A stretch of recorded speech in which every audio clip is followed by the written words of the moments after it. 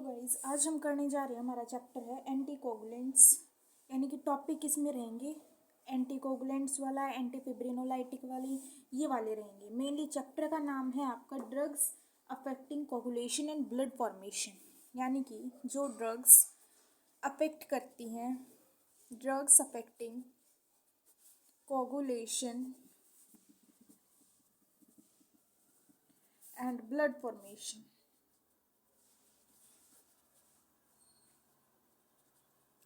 ठीक है, इस चैप्टर के बारे में हम पढ़ेंगे। यानी कि जो ड्रग्स आपकी ब्लड की फॉर्मेशन कराती हैं, उन चीज़ों को किस किस चीज़ से आपकी ब्लड की फॉर्मेशन होती है, खून बनाने के लिए क्या चीज़ ज़रूरी है, ये टॉपिक हम इसमें पढ़ेंगे। और दूसरा आपका कौन सी चीज़ होती है कोगुलेशन को इफेक्ट करती है, वो पढ़ेंगे। ठीक है, तब शुरू करते हैं। सबसे पहली चीज़ ऐसे क्लासिफिकेशन है, हम इसमें पढ़ेंगे एंटीकोगुलेंट्स के बारे में, एंटी प्लेटलेट्स के बारे में, एंटीफिब्रिनोलाइटिक और फिब्रिनोलाइटिक ड्रग्स के बारे में, और लास्ट है आपका हिमेटिनिक्स, यानी कि आपका कौन कौन सी चीज़ों से ब्लड की फॉर्मेशन होती है। ठीक है, सबसे पहला टॉपिक है एंटीकोगुलेंट्स। एंटीकोगुलेंट्स, देखो नाम से ही है कोगुलेंट्स, यानी कि जो कोगुलेशन होने ही ना दे किसी चीज़ की। कोगुलेशन क्या होता है, यानी कि आपकी प्लेटलेट्स जो हैं वो इकट्ठी हो गई और जहाँ पे कहीं पे भी क्लोट बना दिया। ठीक है, क्लोट बनेगा तो क्या हो सकता है, ब्लॉकेज हो सकती है। कहीं ना कहीं क्लोट आपकी हेल्प भी करता है, एक पॉजिटिव एक्शन भी शो करता है, ब्लीडिंग को रोकता है, ज़्यादा ब्लड लॉस को प्रिवेंट करता है। कहीं ना कहीं ये साइड इफ़ेक्ट भी इसके बहुत हैं। कहीं आपका रुक गया एम्बोलिज्म या बन गया तो आपकी ऑब्स्ट्रक्शन करेगा ब्लड वेसल्स के अंदर। तो कई कंडीशंस में हमें कोगुलेशन होने से प्रिवेंट करना होता है, उसके लिए हम ड्रग्स देते हैं आपकी एंटी कोगुलेंट्स। ठीक है, एंटी कोगुलेंट्स क्या करती हैं, आपकी कोगुलेशन होने से प्रिवेंट करती है। इसमें आपकी दो टाइप की क्लासिफिकेशन रहेगी, एक होती है इन विट्रो, ठीक है, दूसरी रहती है इन वीवो। ठीक है, दो तरीके से आप इन ड्रग्स को क्लासिफाई करते हो, एक विट्रो में, एक वीवो में। विट्रो की बात करें तो इसमें आपकी आएंगी हिपैरिन, हिपैरिन फर्स्ट नंबर पे। दूसरी आपकी रहेगी इसमें सोडियम सिट्रेट, सोडियम सिट्रेट। तीसरी सोडियम ऑक्सालेट।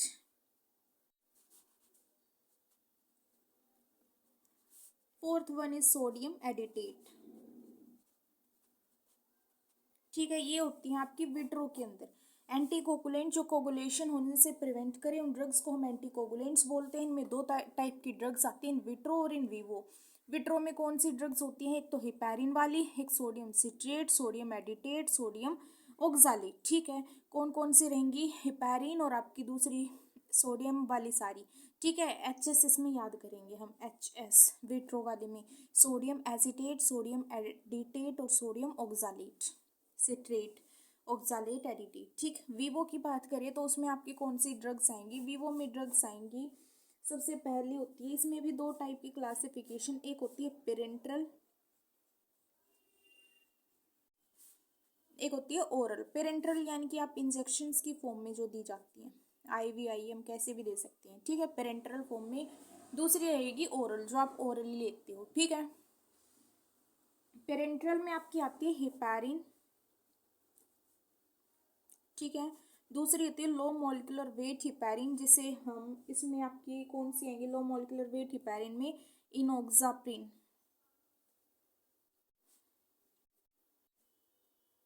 दूसरा डेल्टाप्रिन। याद करने की ट्रिक देखिए, लो मॉलिक्यूलर वेट हिपैरिन यानी कि इन हिपैरिन का वेट जो है कम है। ठीक है, लो मॉलिक्यूलर वेट हिपैरिन यानी कि इन का वेट क्या है, कम है। देखो वेट कम कराने के लिए, यानी कि एक तरीके से आपकी एब्डोमेन जो है फूल गया है, उस फूले हुए एब्डोमेन को कम कराने के लिए हम क्या लेते हैं, इनो लेते हैं ना। इनो आपकी एसिडिक नेचर को कम कर देता है, तो ऐसे ही ये भी वेट कम कराता है। लो मॉलिक्यूलर वेट ये खुद है ही लो मॉलिक्यूलर वेट वाला। ठीक है, लो मॉलिक्यूलर वेट किसकी बात करें हम, इनोक्स की। कब, जब डेल्ट वो होती है ना एक डेट, खजूर। ठीक, ये याद करो, डेट खाने से जो है, डेट ही होता है I think so, date date खाने से क्या है, हमें इनो लेने की ज़रूरत पड़ जाती है, जो कि क्या है, आपके लो मॉलिक्यूलर वेट की है, यानी कि आपके वेट को कम कराती हैं। फिर से याद करो, लो मॉलिक्यूलर वेट हिपैरिन यानी कि मॉलिक्यूलर वेट को कम कराती हैं, ठीक है। लो मॉलिक्यूलर वेट हिपैरिन यानी कि वेट को कम कराएंगी। कौन सी कराएंगी, आपकी इनोक्साप्रिल, इनो वाली, और दूसरी डेट। डेट खाने से ही इनो लेने की ज़रूरत पड़ती है लो मॉलिक्यूलर वेट कराने के लिए, ठीक। वेट को कम कराने के लिए डेट खाने पर हमें इनो लेना पड़ता है, ठीक है। इनोक्साप्रिल, डेल्टाप्रिन, ये किस में आएंगी, लो मॉलिक्यूलर वेट में। उसके बाद आती है सिंथेटिक। सिंथेटिक यानी कि जो खुद बनाई जाती हैं। सिंथेटिक में आपकी आती है फोंडाप्रीनॉक्स, ठीक है। सिंथेटिक में फोंडाप्रीनॉक्स।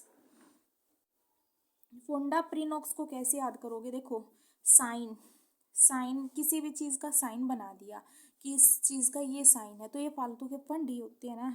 जब वो चीज़ होगी तो खुद ही पहचान में आ जाएगी, साइन बनाने की क्या ज़रूरत है, ठीक है। तो साइन वगैरह बना के क्या करते हैं, फंड करते हैं। सिंथेटिक यानी कि फंडाप्रीनॉक्स, ठीक है। सिंथेटिक का फंड, फंडाप्रीनॉक्स, सिंथेटिक फंड, फंडाप्रीनॉक्स। लास्ट आपका आता है डायरेक्ट थ्रोम्बिन इनहिबिटर। डायरेक्ट जो थ्रोम्बिन को ही इनहिबिट करे, डायरेक्ट थ्रोम्बिन इनहिबिटर, ये कौन सी होती है आपकी, डायरेक्ट थ्रोम्बिन को ही इनहिबिट कर देंगी। थ्रोम्बिन नहीं होगा तो प्रोथ्रोम्बिन नहीं होगा, प्रोथ्रोम्बिन नहीं होगा तो प्लेटलेट एग्रीगेट नहीं होंगी, एग्रीगेट नहीं होंगी तो कोगुलेशन बनेगा ही नहीं, क्लोट बनेगा ही नहीं, ठीक है। ये इस बेसिस पे काम करती है। इसमें आपकी ड्रग्स आती हैं बिवाली रुडीन, बिवाली रुडीन। देखो, दो तरीके के इंसान होते हैं, स्मार्ट वर्क और हार्ड वर्क। तो ये जो है बिबाड़ी यानी कि बावड़े वाला काम करना, कौन करे है, थ्रोम्बीन पर जाकर काम करे है, ठीक है। यानी कि एंटीकोगुलेंट का काम जो है, ये थ्रोम्बीन इतना लंबा प्रोसेस खींच के बावड़ा बनने का काम है, ठीक है। इतना लंबा प्रोसेस खींच के बावड़े वाला काम है, ठीक है। और रूड भी हो जाता है इससे इंसान, ठीक। बिवाली रूडीन यानी थ्रोम्बीन, डायरेक्ट थ्रोम्बीन इनहिबिटर है, तो लंबाई प्रोसेस आगे के सारे प्रोसेस को रोक रहा है। मतलब ये इतनी पीछे जा रहा है, या तो ये सीधा क्लोट पे काम कर रहा था, या फिर ये बहुत पीछे जाके थ्रोम्बिन पे काम कर रहा है। तो लंबा प्रोसेस है, लंबा प्रोसेस कौन करता है, जो बावड़ा हो, ठीक। तो बिवाड़ी रूडीन क्या आएगा आपका, डायरेक्ट थ्रोम्बिन इनहिबिटर में। फिर से याद करते हैं इस क्लासिफिकेशन को। सबसे पहले पढ़ी हमने एंटीकोगुलेंट्स। एंटीकोगुलेंट्स क्या होते हैं, आपकी जो ब्लड की क्लॉटिंग को रोकते हैं। उसके बाद हमने पढ़ा इन विट्रो, इन विवो। दो तरीके से आपकी इसकी क्लासिफिकेशन बनाई गई है। विट्रो वाले कौन से होते हैं, जो आपकी यानी कि विट्रो जो बनाए जाते हैं केमिकल से, ठीक है। इसमें आपका आएगा heparin, low molecular heparin, sodium acetate, sodium edetate, sodium oxalate. दूसरे हमने पढ़े वीवो वाले। वीवो कौन से होंगे, जिनमें आपकी दो टाइप की क्लासिफिकेशन रहेगी, पेरेंट्रल और ओरल। ओरल में आपका एक ही होता है, वारफरीन। वारफरीन की खास बात, या फिर एक तरीके खास बात तो क्या है, मतलब इसका ये ऑनसेट एक्शन होता है ना। आप आज दवाई लोगे तो 3 दिन के बाद ये जो है एक्शन में आएगी वारफरीन, ठीक। 3 दिन के बाद ये काम करना शुरू करती है वारफरीन वाली, ठीक। तो हमने पढ़ी इन विवो में पेरेंट्रल और ओरल। ओरल में आपका वारफरीन हो गया। और पेरेंट्रल में बात करते हैं तो पेरेंट्रल में कौन सी आती हैं, heparin. Low molecular weight heparin, low molecular weight कौन सा, इनो। डेट लेने से ही इनो लेना पड़ता है, दैट इज इनोक्सोप्रिल और डेल्टाप्रिन, ठीक है। दूसरा सिंथेटिक। सिंथेटिक साइन जो है, सिंथेटिक में क्या है आपका, ये साइन, साइन क्या है, फंड है सिर्फ, फोंडाप्रीनॉक्स, ठीक है। इसके बाद हमने पढ़ा direct thrombin inhibitor. Direct thrombin को इनहिबिट करना, वैसे तो डायरेक्ट बोल दिया लेकिन बहुत लंबा प्रोसेस है, क्या है इसमें, बावड़ा बनाने का काम है, तो बिवाड़ी रूडीन, ठीक है। ये आपकी थी इसकी क्लासिफिकेशन। उसके बाद आ जाओ नेक्स्ट। अब हम पढ़ेंगे हिपैरिन के बारे में, थोड़ा पता होना चाहिए। सबसे पहली बात है हिपैरिन। एक्चुअल में हिपैरिन है क्या। कोई भी जब हम ड्रग के बारे में लिखते हैं तो सबसे पहले उसके बारे में थोड़ा बहुत लिखना होता है। ये हमारी बॉडी के अंदर स्ट्रॉन्गेस्ट एसिड है, ठीक है, स्ट्रॉन्गेस्ट ऑर्गेनिक एसिड है। क्या है, strongest organic acid in body, in body. Strongest organic acid होता है बॉडी के अंदर हिपैरिन, ठीक है। हिपैरिन क्या है आपका, स्ट्रॉन्गेस्ट ऑर्गेनिक एसिड है बॉडी के अंदर। कहाँ से मिलता है, ओक्स के लंग से, पिग की इंटेस्टाइन से, पिग की इंटेस्टाइनल म्यूकोजा से,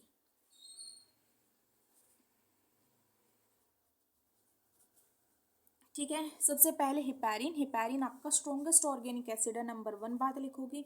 बॉडी के अंदर कहाँ से मिलता है, ओक्स की लंग से और आपके पिग की इंटेस्टाइनल म्यूकोजा से हमें ये मिलता है। उसके बाद आ जाओ, अब हम पढ़ेंगे इसकी वही, कोई भी ड्रग पढ़ते हो फार्माकोलॉजी में तो हम एक सीक्वेंस बना के चलते हैं। सबसे पहले वो ड्रग है क्या, उसकी क्लासिफिकेशन, तीसरा हम उसकी फार्माकोकाइनेटिक्स, उससे पहले उसका मैकेनिज्म ऑफ एक्शन लिखते हैं। सॉरी, ये इंटरचेंज कर लेना। तो अब आ जाओ मैकेनिज्म ऑफ एक्शन पे, यानी कि ये हिपैरिन काम कैसे करता है। हिपैरिन जो होता है वो कैसे काम करता है आपका, हिपैरिन काम कैसे करेगा, हिपैरिन का मैकेनिज्म ऑफ एक्शन, ये जो होता है आपका एंटी थ्रोम्बिन 3 जो है उसकी एक्टिविटी को इंक्रीज कर देगा, सॉरी इंक्रीज एक्टिविटी, इस एंटी थ्रोम्बिन 3 की एक्टिविटी को बढ़ा देगा। देखो हिपैरिन, हिपैरिन, हेपेरिन 3 अलग अलग वर्ड्स बन सकते हैं। हेपेरिन यानी कि ये आपका एंटी थ्रोम्बिन 3 को जो है क्या करता है, इनिबिट करता है। अगर ये एंटी थ्रोम्बिन 3 को इनिबिट करता है तो किसी के एक्शन को रोकता भी होगा। आपका ये 2, 7, 9, 10, 11, 12, 13 ये क्लॉटिंग फैक्टर्स होते हैं। इनके एक्शन को ये, इनके इनिबिटरी एक्शन को ये एक्टिवेट करता है, इनको इनिबिट करेगा। ठीक है। मैकेनिज्म ऑफ एक्शन, सबसे पहले हमने पढ़ा हिपैरिन होता क्या है। हिपैरिन आपका एक स्ट्रॉन्गेस्ट ऑर्गेनिक एसिड होता है। कहाँ से मिलता है, ऑक्स के लंग से और पिग की इंटेस्टाइनल म्यूकोजा से। फिर हम पढ़ते हैं इसका mechanism of action, anti thrombin 3 को ये इंक्रीज करता है एक्टिविटी को, एंटी थ्रोम्बिन 3 की एक्टिविटी को ये इंक्रीज करता है, और आपका जो है 2, 7, 9, 10, 11, 12, 13 इनकी एक्टिविटी को ये इनहिबिट करता है। ठीक है, 2, 7, 9, 10, 11, 12, 13 इनकी एक्टिविटी को इनहिबिट करेगा और आपका एंटी थ्रोम्बिन 3 की एक्टिविटी को ये बढ़ाएगा। ये इसका मैकेनिज्म ऑफ एक्शन रहेगा। ठीक है, लेकिन जब हम हिपैरिन देते हैं तो हिपैरिन के अंदर हमें जो है हिपैरिन जो है आपका ब्लीडिंग लेवल को क्या करता है, हिपैरिन क्यों देते हैं। वैसे तो एक नॉर्मल सी बात है, कोगुलेशन ना हो, कोगुलेशन नहीं होगा तो क्या करेगा, ब्लीडिंग हो सकती है। अगर आप हिपैरिन ले रहे हो और ऊपर से कहीं ना कहीं एक्सीडेंट वगैरह हो जाए तो इसमें ब्लीडिंग ज़्यादा होगी। ठीक है, ये आपका साइड इफेक्ट में आ सकता है।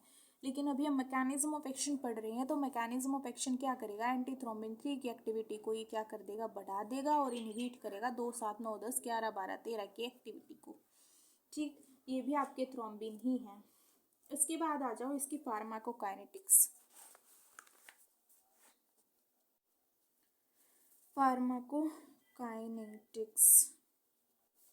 फार्माकोकाइनेटिक्स इसकी क्या रहेगी, इसकी फार्माकोकाइनेटिक देखो, लेने का तरीका क्या है। ओरली हम इसे लेते नहीं हैं, ठीक है, ओरली ये एब्जॉर्ब नहीं होता।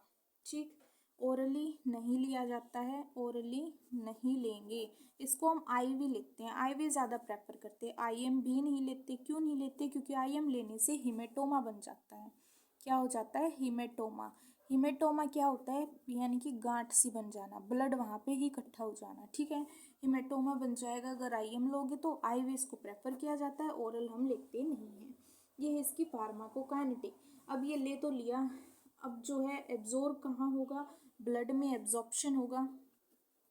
ये तो था रूट, सबसे पहले आप रूट लिखते हो फार्माकोकाइनेटिक में। उसके बाद हम लिखते हैं एब्जॉर्प्शन कहाँ होगा, वो होता है आपका ब्लड में। ठीक है, absorption in blood. Metabolism liver में होगा, और लास्ट स्टेप होता है आपका एक्सक्रीशन। एक्सक्रीशन वही आपका यूरिन के थ्रू जो है एक्सक्रीशन होगा।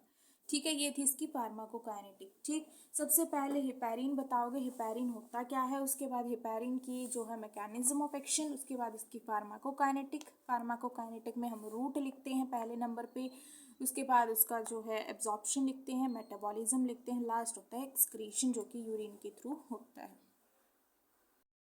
और आपका लीवर के अंदर किसके थ्रू मेटाबॉलिज्म होता है, हिपैरोकाइनेज एंजाइम होता है, उसी के थ्रू होता है। और जब भी हम ये दवाई देते हैं तो मोस्ट इम्पोर्टेंट इसमें हमें थ्रोम्बोप्लास्ट टाइम टू टाइम चेक करना होता है, यानी कि कितने टाइम पे आपका थ्रोम्बिन जो है एक्टिवेट हो रहा है, इस चीज़ को हम चेक करते हैं इसमें। ठीक है, उसके बाद आ जाओ इसके साइड इफ़ेक्ट। ठीक है। साइड इफेक्ट क्या रहेंगे, सबसे मेन बात क्यों ले रहे हैं, ताकि प्लेटलेट एग्रीगेट ना हो, क्लोट ना बने।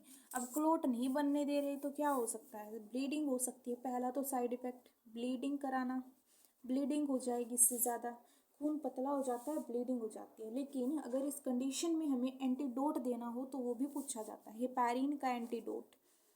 हेपैरिन का एंटीडोट क्या होता है, एंटीडोट यानी कि अगर ये डोज ज़्यादा चली जाए किसी पेशेंट में तो जो है आपका साइड इफ़ेक्ट होगा। साइड इफ़ेक्ट को रोकने के लिए यानी कि इसके एक्शन को रोकने के लिए हम देते हैं आपका प्रोटामीन सल्फेट, प्रोटामीन सल्फेट।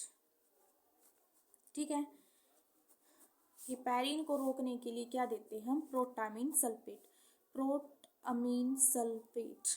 ठीक है, प्रो यानी कि हेपैरिन, देखो हेपैरिन दे दिया किसी को, ज़्यादा हो गया, वो ज़्यादा होगा तो ब्लीडिंग होगी, ब्लीडिंग को रोकने के लिए हम प्रो एक्टिविटी करते हैं, प्रो काइनेटिक प्रो एक्टिविटी करते हैं, तो क्या देंगे, प्रोटामीन सल्फेट। उसके बाद आते हैं हेपैरिन इंड्यूस्ड थ्रोम्बोसाइटोपेनिया आपको हो सकता है, यानी कि अंदर ही अंदर जो है आपका थ्रोम्बोसाइट्स प्लेटलेट्स जो है कम हो सकती हैं हिपैरिन की वजह से। हिपैरिन दिया, ब्लड लॉस होगा, ब्लड लॉस होने से क्या होगा, अंदर ही अंदर थ्रोम्बोसाइट जो है आपकी कम होने लग जाएंगी। ठीक है, हाइपर सेंसिटिविटी हो सकती है, हाइपर सेंसिटिव रिएक्शंस हो सकती हैं, हाइपर सेंसिटिव रिएक्शंस भी इसके अंदर हो सकती हैं, यानी कि ईचिंग वगैरह हो सकती है। और हो सकता है ओस्टियोपोरोसिस होने के चांसेस होते हैं। ओस्टियोपोरोसिस को कैसे याद करेंगे, ओस्टियोपोरोसिस यानी कि आपकी लंबे टाइम तक आप हिपैरिन ले रहे हो तो उसकी वजह से ओस्टियोपोरोसिस, देखो हिपैरिन ज़्यादा हो गया।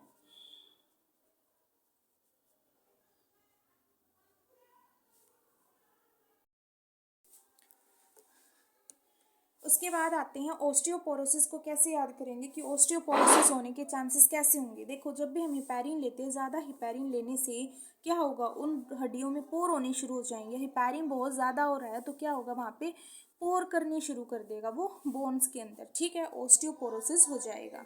उसके बाद क्या हो सकता है, उसके बाद हम साइड इफेक्ट हो सकता है एलोपेशिया। एलोपेशिया यानी कि हेयर लॉस। ठीक है, एलोपेशिया, एलोपेशिया को कैसे याद करोगे, हेयर लॉस होने के चांसेस होते हैं इसमें, जैसे कि एलोपेशिया, आलूपेशिया। देखो आलू, आलू पे कुछ होता है एक्स्ट्रा सरफेस, कुछ नहीं होता है, बिल्कुल प्लेन होता है। तो अगर सिर पे बाल नहीं रहेंगे तो कैसा सिर होगा, बिल्कुल आलू जैसा हो जाएगा, प्लेन। तो आलू से हम याद कर सकते हैं एलोपेशिया को, हेयर लॉस से। ठीक है, फिर से याद करते हैं साइड इफेक्ट क्या होते हैं आपके। सबसे पहले हमने पढ़ा है ब्लीडिंग, ब्लीडिंग होने के चांसेस होते हैं, थ्रोम्बोसाइटोपेनिया हो सकता है, हाइपर सेंसिटिविटी रिएक्शंस हो सकती हैं, ओस्टियोपोरोसिस हो सकता है, and the last is alopecia का होने के चांसेस होते हैं। ठीक है, ये रहेगा इसके अंदर। इसके बाद पढ़ते हैं हम next low molecular weight heparin. Low molecular weight, जब हिपैरिन की बात करते हैं, इसमें क्या पढ़ा था, लो वेट किसका कब होता है, जब हम डेल्टेप्रिन, दूसरा क्या था, इनो लेते हैं, इनोक्साप्रिन। ठीक है, डेल्टेप्रिन और इनोक्साप्रिन जो है लो मॉलिक्यूलर वेट हिपैरिन में आते हैं। इन ड्रग्स का काम क्या है, ये सेम तरीके से काम करेंगे एज हिपैरिन की तरह ही, लेकिन क्या रहेगा, इसके साइड इफेक्ट कम हो जाएंगे, लॉन्गर एक्शन होगा, लॉन्ग एक्शन रहेगा, साइड इफेक्ट उसके कंपैरिजन में कम रहेंगे। ठीक है, हाई सबक्यूटेनियस बायो अवेलेबिलिटी इसकी होती है, सबक्यूटेनियस ज़्यादा प्रेफर करते हैं हम इसको। बाकी सब कुछ थोड़ा थोड़ा उसी के सिमिलर लिखना है। ठीक ठीक है, थोड़ा थोड़ा डिफरेंस लिखना है। इसमें हमें ज़्यादा एपीटीटी मॉनिटरिंग नहीं करनी पड़ेगी, उसमें हमें एपीटीटी मॉनिटरिंग करनी पड़ती है, activated partial thromboplastin time check करना होता है, जो कि 1.5 से 2 टाइम्स तक मेज़र करना होता है। ठीक है, इसके लिए एक स्पेशल क्लास लेंगे, होता क्या है APTT. Low molecular weight heparin कैसे काम करती है, आपका क्लॉटिंग फैक्टर जो 10A होता है उसको इनएक्टिवेट करती है। ठीक है, लो मॉलिक्यूलर वेट है यानी कि 10वें वाले को ही क्या करेगी, इनएक्टिवेट कर देगी। ठीक, 10वें वाले की एक्टिविटी को ही इनएक्टिवेट, यानी कि एक्स और ये काटा। ठीक है, 10वें वाले की एक्टिविटी को ये इनहिबिट करती है, बाकी सब कुछ उसी की तरह सेम लिखना है। नेक्स्ट आते हैं फोंडाप्रीनॉक्स भी पढ़ा था सिंथेटिक वाला। इसमें थोड़ा थोड़ा लिखना है आपका, मेन आपको सारा का सारा हेपेरिन एक्सप्लेन करना है। फोंडाप्रीनॉक्स भी एंटीकोगुलेंट की तरह काम करता है, सबक्यूटेनियस प्रेफर करते हैं, एम्बोलिज्म हो जाए, डीप इन थ्रोम्बोसिस हो जाए तो उन पेशेंट्स के अंदर हम ये देखते हैं। डायरेक्ट थ्रोम्बिन इनहिबिटर में पढ़ी थी हमने। एक वारफेरिन पता होना चाहिए, वारफेरिन क्या करता है, वारफेरिन का मैकेनिज्म ऑफ एक्शन ज़रूरी है। मैकेनिज्म ऑफ एक्शन, वारफेरिन क्या काम करेगा, आपका जो क्लॉटिंग फैक्टर 2, 7, 9, 10 इन क्लॉटिंग फैक्टर्स की एक्टिविटी को बंद कर देगा। यानी कि जो विटामिन के पे डिपेंडेंट विटामिन के डिपेंडेंट क्लॉटिंग फैक्टर्स हैं उनकी एक्टिविटी को ये रोक देगा। ठीक है, विटामिन के डिपेंडेंट क्लॉटिंग फैक्टर्स की एक्टिविटी को रोकने का काम करता है। वारफेरिन मैकेनिज्म ऑफ एक्शन 2, 7, 9, 10 जो इसके क्लॉटिंग फैक्टर्स होते हैं उनकी एक्टिविटी को कम करेगा। वो वाला किसकी कर रहा था, हेपेरिन।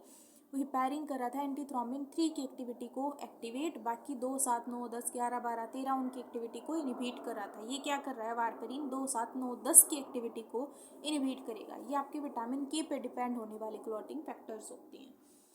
उसके बाद वही आप इसे ओरली भी ले सकते हो, आईवी भी ले सकते हो। लॉन्ग ड्यूरेशन रहता है इसका, 3 से 6 दिन में तो ये 3 दिन में तो इसका ऑनसेट होता है। ठीक है, जब भी सर्जरी वाला पेशेंट हो या फिर कोई सर्जरी होने वाली हो, उन पेशेंट्स को हम 3 दिन पहले जो है, या फिर कोई और चीज़ सर्जरी हो, किसी भी चीज़ से रिलेटेड कोई ट्रीटमेंट चल रहा है, उस कंडीशन में हम क्या करते हैं, 3 दिन पहले जो है आपका वारफेरिन देना शुरू करते हैं। ठीक है, ताकि वो एट अ टाइम तब तक जो है आपका हेपेरिन दिया जाता है। 3 दिन के इंटरवल में हेपेरिन दिया जाता है, और वैसे 3 दिन पहले आपका वारफेरिन दिया जाता है। और जब वारफेरिन काम करना शुरू कर देगा तो हेपेरिन को बंद कर दिया जाता है। ठीक, इसके बाद आ जाते हैं साइड इफ़ेक्ट। ब्लीडिंग होगी, टेरेटोजेनिक इफेक्ट हो सकता है, यही आपके साइड इफ़ेक्ट है, एलोपेशिया वगैरह जो हम पढ़ रही थी। ठीक है, वारफेरिन को जो है हम एस्पिरिन वगैरह इन अदर ड्रग्स, कई सारी ड्रग्स होती हैं उनके साथ नहीं दे सकती। इसके बाद आ जाओ एंटीकोगुलेंट्स के uses of anticoagulants.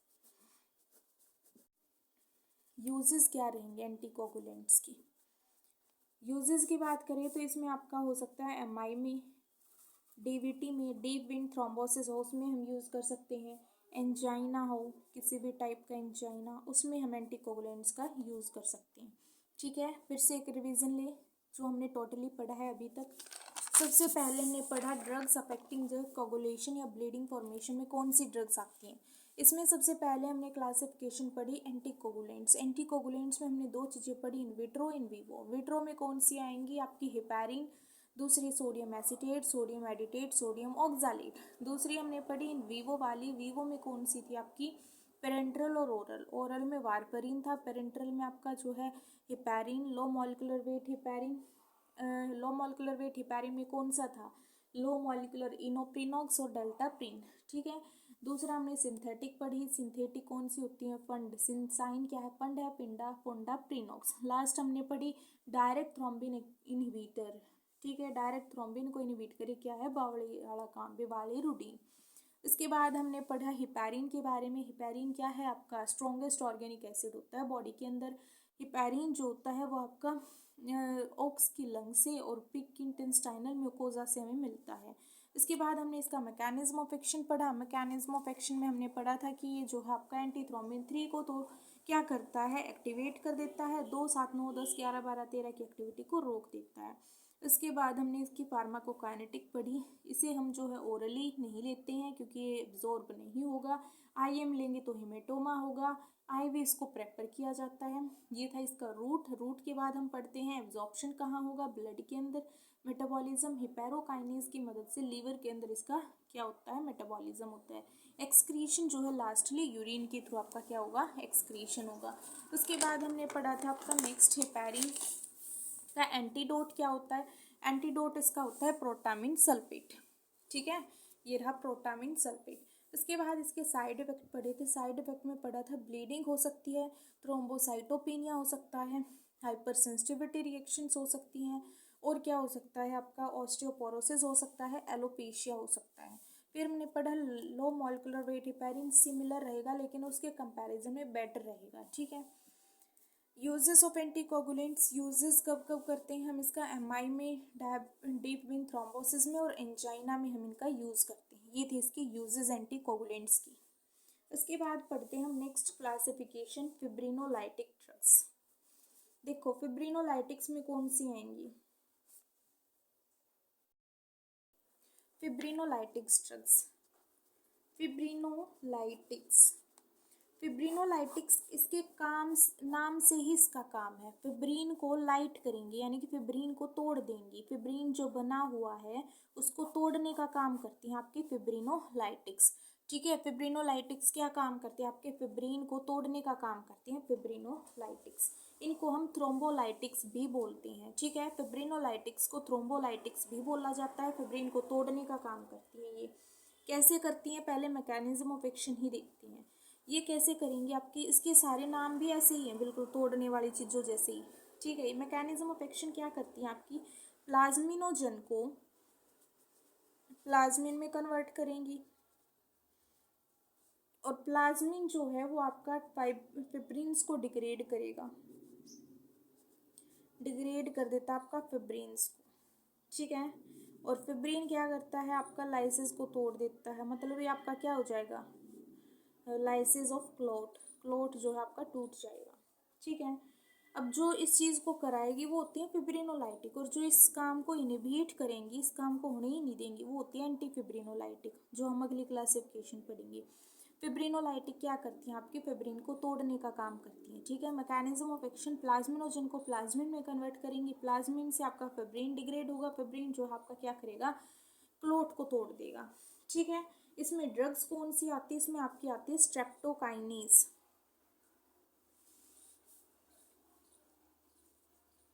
Streptokinase, urokinase, kinase, kinase word आएगा इनके पीछे। ठीक है, स्ट्रेप्टो यूरोकाइनेज, ये वाली ड्रग्स आती हैं। ठीक है, स्ट्रेप्टोकाइनेज, यूरोकाइनेज, एल्टीप्लेज, एल्टीप्लेज। ठीक, थोड़ा थोड़ा इनके बारे में पढ़ लेते हैं। स्ट्रेप्टोकाइनेज जो ड्रग्स होती हैं वो आपकी बीटा हिमोलाइटिक स्ट्रेप्टोकोकाई से मिलती हैं, स्ट्रेप्टोकोकस से मिलेंगी, बीटा हिमोलाइटिक स्ट्रेप्टोकोकाई से मिलेंगी। यूरोकाइनेज जो ड्रग्स होती हैं वो हमें ह्यूमन की fetal kidney, human fetal kidney जो होती है वहाँ से मिलती है, यानी कि बच्चे की किडनी को कल्चर करा के हमें यूरोकाइनेज मिलता है। ठीक है, कहाँ से मिलता है, ह्यूमन बच्चों की किडनी को कल्चर करा के हमें ये मिलता है यूरोकाइनेज। ठीक है, ठीक है, स्ट्रेप्टोकाइनेज, यूरोकाइनेज, एल्टीप्लेज। स्ट्रेप्टोकाइनेज आपका खुद Streptococcus, beta haemolytic Streptococcus bacteria होता है, वहीं से मिलता है। यूरोकाइनेज आपका पिट्टल की किडनी को कल्चर कराने से मिलता है, पिट्टल किडनी को कल्चर कराने से मिलता है हमें ये। ठीक है, यूरोकाइनेज। एल्टीप्लेज जो होता है वो आपका डीएनए, रिकॉम्बिनेंट डीएनए टेक्नोलॉजी से, रिकॉम्बिनेंट डीएनए टेक्नोलॉजी से हमें एल्टीप्लेज मिलता है। अब ये बात करें, स्ट्रेप्टोकाइनेज आपका खुद बैक्टीरिया से मिल रहा है तो आपका एंटीजेनिक होगा, साइड इफेक्ट भी बहुत करेगा, एलर्जिक होगा।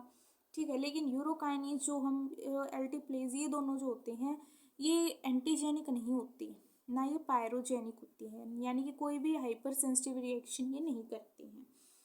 दूसरा, आईवी की फॉर्म में तीनों को दिया जाता है। साइड इफेक्ट एलर्जिक वगैरह थोड़ा थोड़ा सभी में लिख दो। इनमें ब्लीडिंग होने के चांसेस होते हैं, क्योंकि खुद फिब्रिन को तोड़ रहा है तो क्या करेगा, ब्लीडिंग होने के चांसेस भी हो सकते हैं। यूज़ कब करते हैं, माई में यूज़ करते हैं, आपका एंजाइना में यूज़ करते हैं। ठीक है, और किस में यूज़ करते हैं, आपका डीवीटी हो उसमें यूज़ करते हैं। स्ट्रोक, इश्चेमिक स्ट्रोक हो, यानी कि क्लॉट बना हुआ है जिसकी वजह से आपका जो है प्रॉपर ऑक्सीजन, ऑक्सीजनेटेड ब्लड जो है सप्लाई नहीं हो रहा, तो उस कंडीशन में भी हम ये देते हैं। ठीक है, ये रहेगा आपका इसमें। फिर से याद करें, फिब्रिनोलाइटिक होती क्या है, फिब्रिनोलाइटिक वो ड्रग्स होती है जो आपके फिब्रिन को तोड़ने का काम करती है। ठीक है, इसी को सीक्वेंस में पढ़ते हैं अभी फिलहाल। सबसे पहले मैंने पढ़ा फिब्रिनोलाइटिक क्लासिफिकेशन। क्लासिफिकेशन इसमें कौन सी ड्रग्स आएंगी, इसमें आपकी आएंगी स्ट्रेप्टोकाइनेज, यूरोकाइनेज, एल्टीप्लेज। तीनों को चाहे कॉलम में बना के एक्सप्लेन कर दो। ठीक, एक टेबल सा बना के, जैसे हम अलग अलग नहीं कर सकते, 5 नंबर में क्वेश्चन आ गया या फिर 3 नंबर में क्वेश्चन आ गया और सारा लिखना है, तो टेबल बना लो और एक ही जगह पे लिख लो। ठीक है, ये इसका साइड इफेक्ट वगैरह वगैरह sequence. Classification, streptokinase, urokinase, alteplase. पहले इसका बारे में थोड़ा लिखो। ये हमें स्ट्रेप्टोकोकस बैक्टीरिया से मिलता है, ये हमें इनकी किडनी फेटल किडनी को कल्चर कराने से मिलता है। एल्टीप्लेज रिकॉम्बिनेंट डीएनए से मिलता है। उसके बाद इनकी भी फार्माकोकाइनेटिक आईवी सबको लिया जाता है। फिर इनके साइड इफेक्ट्स, ठीक है, यूजेस सबके सेम हैं। ये तो थी पहली क्लासिफिकेशन जिसमें हमें नाम लिखने, तीनों ड्रग्स के थोड़ा थोड़ा इनके बारे में बताना है। उसके बाद आ जाओ हम लिखते हैं pharmacokinetics. Pharmacokinetics mechanism of action लिखना है पहले। उसमें आप ये बताओगे सारा, प्लाज्मिनोजन का प्लाज्मिन, फिर डिग्रेड फिब्रिन, फिर लाइसिस ऑफ क्लोर। उसमें हम उसके बाद फार्माकोकाइनेटिक यानी कि इनको आईवी लिया जाता है। मेटाबॉलिज्म लीवर के अंदर होता है, एब्जॉर्प्शन ब्लड के अंदर होता है, एक्सक्रीशन यूरिन के थ्रू होगा।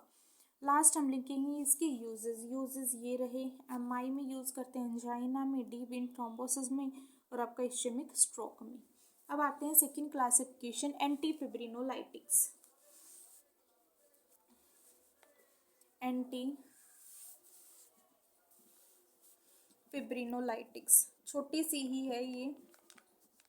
एंटी फिब्रिनोलाइटिक्स कौन सी होती है? जो आपके फिब्रिन को तोड़ने का काम करती है, उन ड्रग्स को बोलते हैं एंटी फिब्रिनोलाइटिक्स। एंटी फिब्रिनोलाइटिक्स कौन सी ड्रग्स होती है? जो फिब्रिन को तोड़ने का काम करेगी, यानी कि सारे एक्शन का उल्टा काम बताना है आपको, ठीक है। यानी कि जो हमने ये मैकेनिज्म लिखा था, ये सारा ऐसे का ऐसे लिख के इसको काटा लगा देना, बीच में काटा लगा देना कि इसके एक्शन को इनहिबिट करेगी। ड्रग्स कौन सी आएंगी? इसमें दो ही ड्रग्स आती हैं, दैट इज EACA और दूसरी होती है ट्रांसनेज़मिक एसिड। ट्रांसनेज़मिक एसिड याद कैसे करेंगे? देखो EACA होता है epsilon amino caproic acid. Epsilon amino caproic acid ये एंटी फिब्रिनोलाइटिक है, ठीक है। फिब्रिन को तोड़ने के काम को अपोजिट करते हैं, ठीक है, रोकती हैं, फिब्रिन को लाइट होने से रोकती है। Epsilon amino caproic acid. Trick इसकी बनाएं तो बनाएं कैसे? ट्रांसनेज़मिक एसिड देखो फिब्रिनोलाइटिक को के एक्शन को रोकेंगी। इसमें हम पढ़ेंगे एप्सिलॉन। फिब्रिन एंड आंटी जो है वो फाइबर्स खाना खा रही है, क्यों? क्योंकि उसके एप्स को क्या, एप्स जो हैं, एप्स वो होते नहीं, एप्स जो हैं वो मिनिमम हो जाए। एप्स मिनिमम करने के लिए आंटी फाइबर्स खा रही है, ऐसे याद कर लो। आंटी फाइबर खा रही है क्यों? एप्स को मिनिमम करने के लिए। Apps minimum, epsilon amino caproic acid याद रहेगा ना, जिसकी वजह से वो कैप पहन सकती है, ठीक है। एप्स जो है, आंटी जो है वो फाइबर वाली डाइट ले रही है। क्यों ले रही है आंटी जो है वो फाइबर वाली डाइट क्यों ले रही है? ताकि उनके एप्स क्या हो जाएं, मिनिमम हो जाएं, जिसकी वजह से वो कैप पहन सके, ठीक, याद करने की ट्रिक। एप्स मिनिमाइज हो सके और वो कैप पहन सके, एप्सिलन अमाइनो कैप्रोइक एसिड। दूसरी हमने पढ़ी ट्रांसनेज़मिक एसिड, यानी कि ट्रांसनेज़मिक एसिड। ट्रांसनेज़मिक एसिड को कैसे याद करें ताकि वो कहीं पे भी ट्रांसपोर्ट के थ्रू जाए तो उन्हें हेजिटेशन ना हो, कहीं पे भी ट्रांसपोर्ट के थ्रू जा सकती है, किसी भी ट्रांसपोर्ट के थ्रू वो इजीली जा सके। फिर से याद करो, एंटी जो है वो फाइबर ले रही है ताकि उनके एप्स मिनिमम हो जाए। एप्सिलन अमाइनो कैप्रोइक एसिड ताकि वो कैप पहन सके और जो है किसी भी ट्रांसपोर्ट में इजीली जा सके, ट्रांसनेज़मिक एसिड, ठीक। ये रहेगी आपकी इसकी क्लासिफिकेशन। मैकेनिज्म ऑफ एक्शन इसका उल्टा रहेगा जो हमने पढ़ा था पहले। साइड इफेक्ट लिख दो, साइड इफेक्ट वही ब्लीडिंग, डेंटल वगैरह, एक्सट्रैक्शन कराना हो, डायरिया हो, पेशेंट को वोमिटिंग हो सकता है, हेडेक हो सकता है, यही सारे साइड इफेक्ट। जहाँ साइड इफेक्ट याद ना आए तो हर दवाई का यही लिख दो, nausea, vomiting, side effect, teratogenic, hypersensitivity reaction, ये सब में कॉमन रहेगा, ठीक है। ये थी हमारी पार्ट 1 था किसका, जो हमने अभी पढ़ा है आपका ब्लड वाले चैप्टर का। पार्ट 2 कल रहेगा, कल ये चैप्टर कंप्लीट रहेगा। Next video.